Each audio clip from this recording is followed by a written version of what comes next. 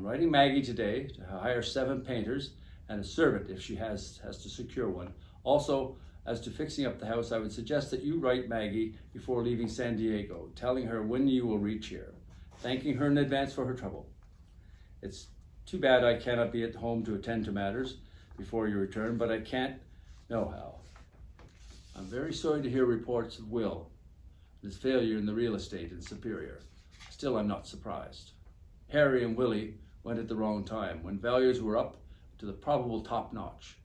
Probably increase in value were included in the prices that they had to pay. If they can't get out soon, I will say to let her go, Gallagher. The chances are they may not be able to do any better if it's good for several years now that it's dull and people are disposed to unload. We don't want any real estate expenditure except on the ground to watch and make quick turns and sure profits. We talked so much lately about how small you look that no one would suspect your condition. That is neither the range of possibility that you are not in the condition after all, just had a little bloating for a time and now have reserved your normal condition.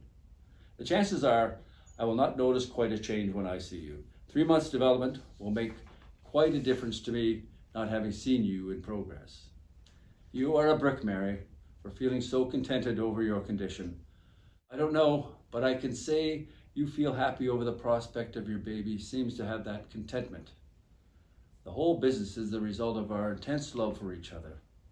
If you were not as dear to me as you are, your condition would not suit us. In fact, you would not be that way. It never becomes an old story to us, expressing our affections for each other, does it? What a heap we will have to say to each other when we meet. I've written everything I have to say. Can't write all I think of, but don't believe I have succeeded in writing everything I have to say. Can't write all I think in reference to you, as in the past, won't be able to speak at all. You must know, though, darling, that you are everything first, last, and in fact all to us. It is not very often I attend church when out on the road, but for a change, I intend going to hear a choir at the Hague this evening. I spent the greater share of the day in my room. This letter has been written in installments. I've had several attempts to write and spent the whole afternoon writing. It is now tea time and time to make up for skipped meals during the past week, going through bills pretty thoroughly today. I struck the worst meal ever offered to me yesterday noon. I was detained for 2 hours waiting the train at Londonderry, and although I didn't expect much of a meal, thought I would save time at the next stop by skipping my dinner.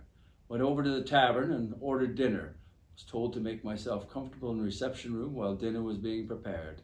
Due time notice was given that the feast was ready. The smell of reception made me feel like getting out.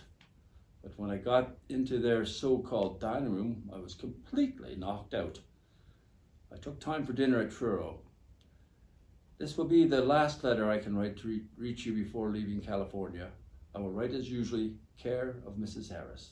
With best love, yours, George.